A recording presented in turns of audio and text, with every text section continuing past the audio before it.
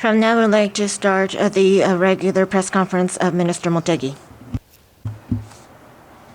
First, I have 2 points to report.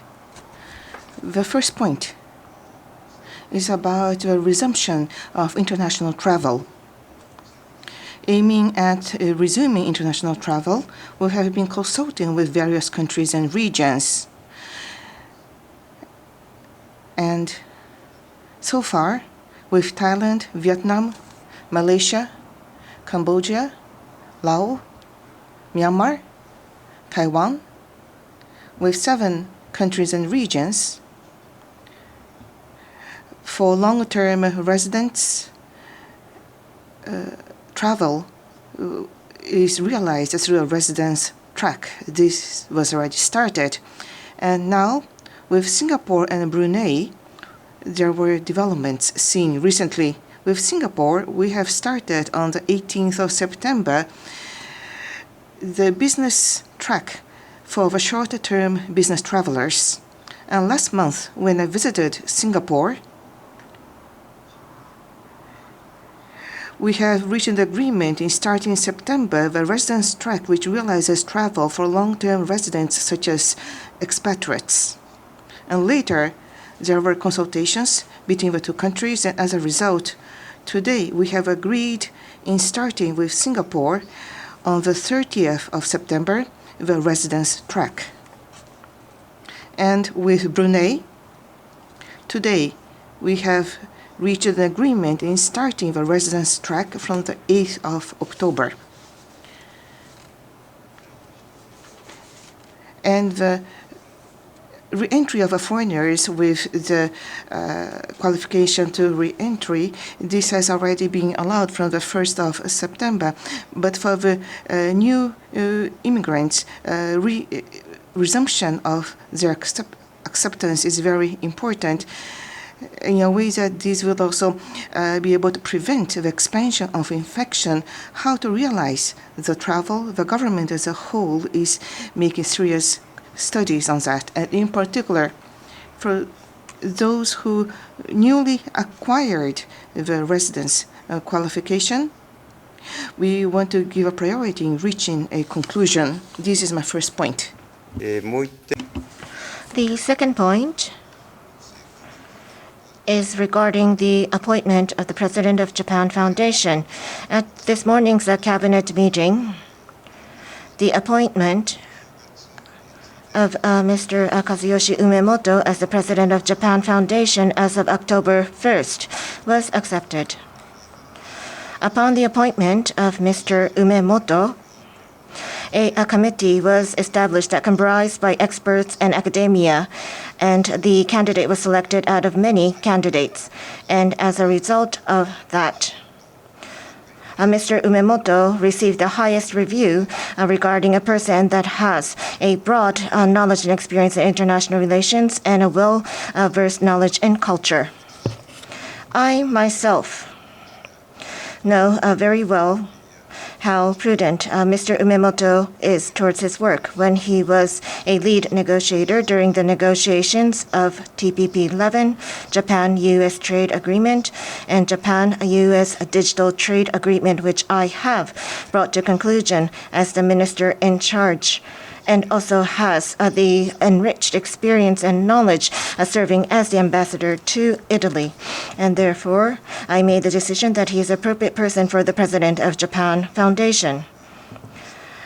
As the top person of Japan Foundation, which executes comprehensive international relations that connects Japan and the world, I look forward to his leadership. That is all from my side.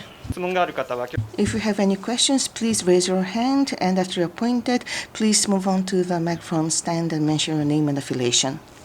Any questions? Yes, please. Good morning.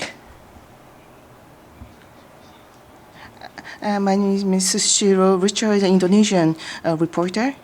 As you have mentioned about the resumption of immigration into Japan, according to newspaper reports, from October, it seems that it will be possible to resume travel from all countries in the world.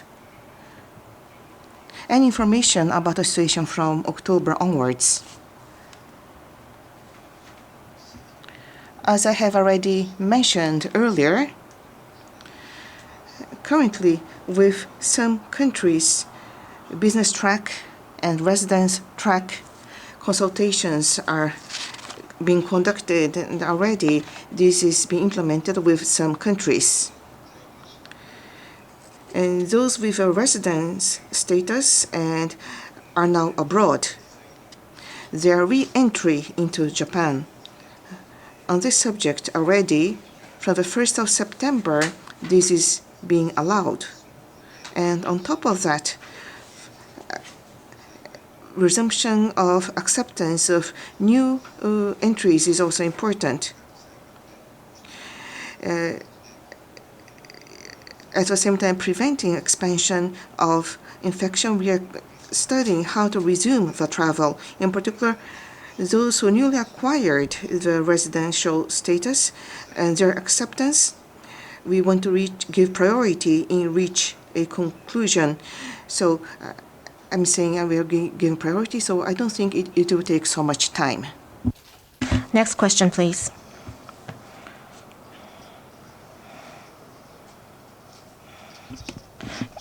From Kyodo News, my name is Takao.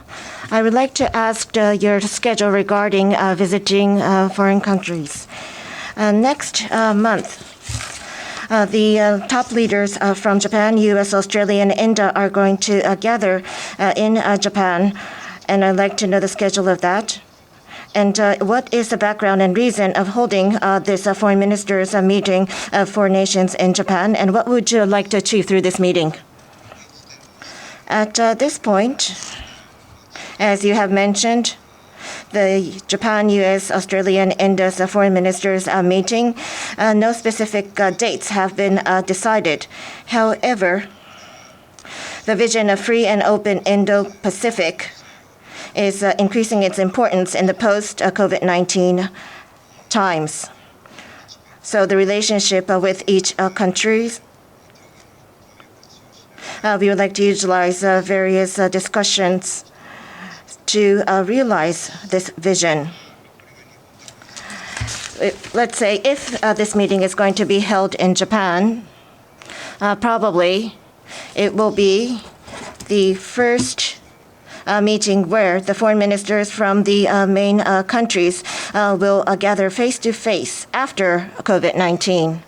Therefore, this free and open Indo-Pacific issues and also the issues of the maritime order, we would like to have a frank discussions with the ministers.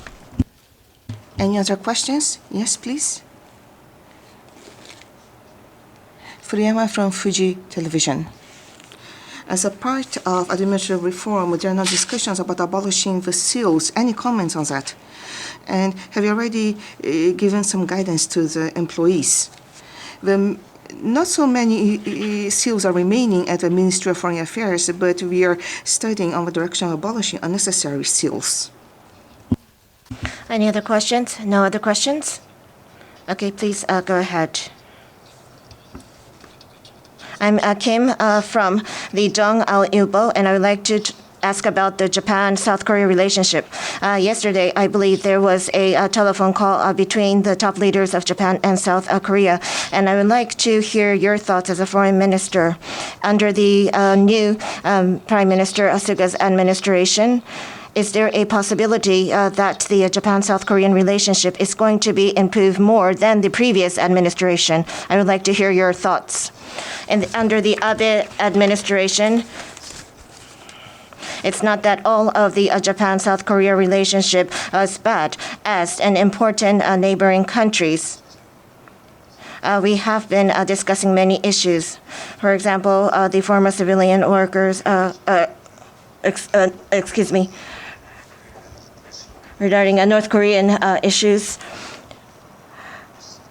we needed a collaboration, and even at the foreign minister level, we have been continuing the communication between the two countries. Having had that, the top leaders' telephone conference of Japan and South Korea was held yesterday, and the importance of the collaboration of Japan and South Korea and Japan-U.S. and South Korea was once again confirmed. And from Prime Minister Suga, the bilateral relationship is severe regarding the issues such as former civilian workers from the Korean Peninsula, and we cannot leave this undealt with. Therefore, we have clearly conveyed our clear, consistent stance on rebuilding a sound relationship. And as the Japanese government, including North Korean issues for the stability of this area, the relationship of the two nations is important. Because South Korea is an extremely important neighboring country. And of course, there are concerns regarding the neighbor countries. And between Japan and South Korea, there are issues that need to be solved, such as the former civilian workers from the Korean Peninsula. But in yesterday's telephone conference, we have reached an agreement that the thorough communication, continuing communication between the two nations are important. That is all. If there are no further questions, we'd like to conclude today's press conference. Thank you.